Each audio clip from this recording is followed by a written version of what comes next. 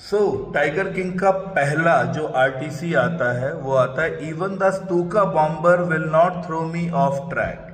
ये लाइन किस रेफरेंस में कही गई है? This line has been stated by, quoted by, told by Kalki. Kalki, the writer of this chapter. He is telling कि I will take my own time, I will tell the story in my own pace, I will not end the story, whatever may come.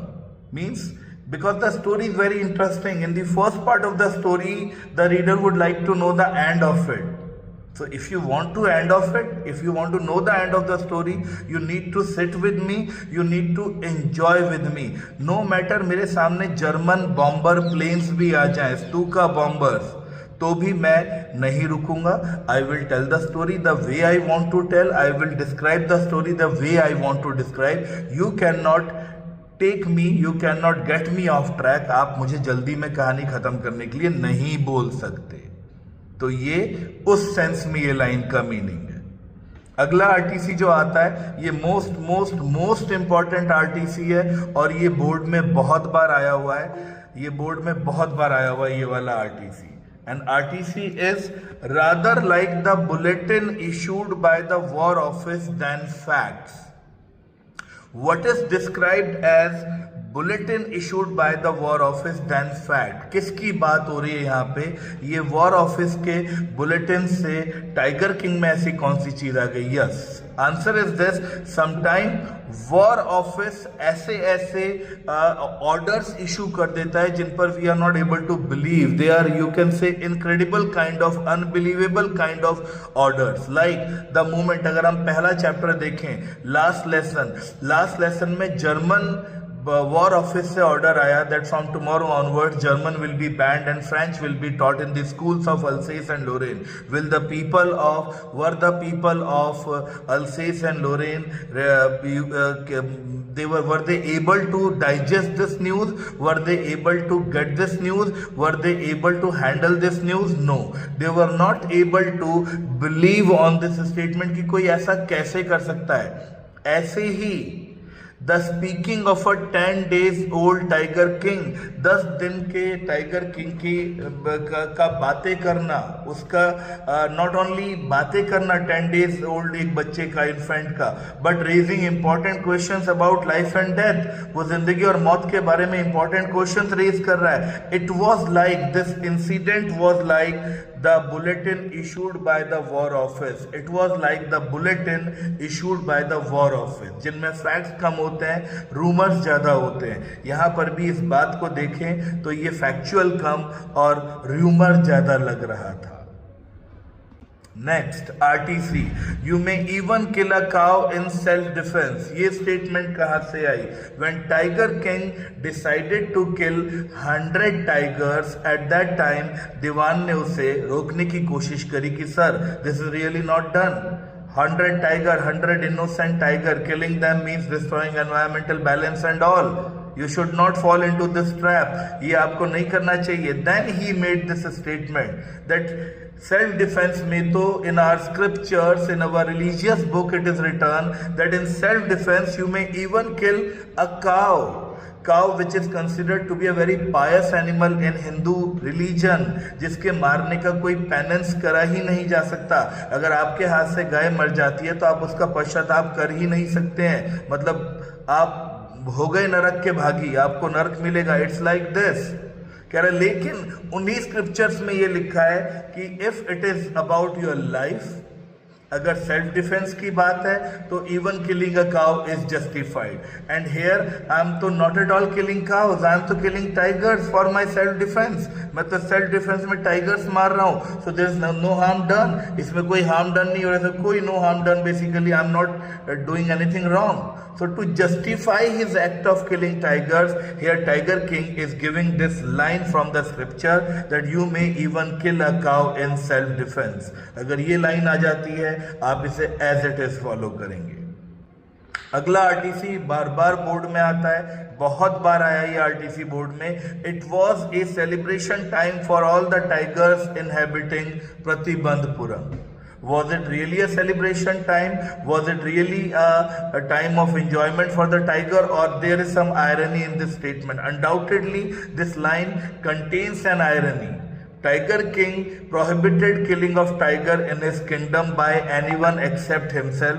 He told that only he will kill the tiger. If anybody dare to even fling a stone at the tiger, his whole property will be seized or confiscated. उसने ये order pass किया, proclamation करवाई कि अगर मेरे अलावा किसी ने टाइगर की तरफ पत्थर भी उछाला, his all property will be confiscated. Now इस कंडीशन पर यह कहा गया, it was a celebration time for all the tigers inhabiting Pratibandapuram, but irony was that nobody will kill tiger, only Tiger King will kill the tiger.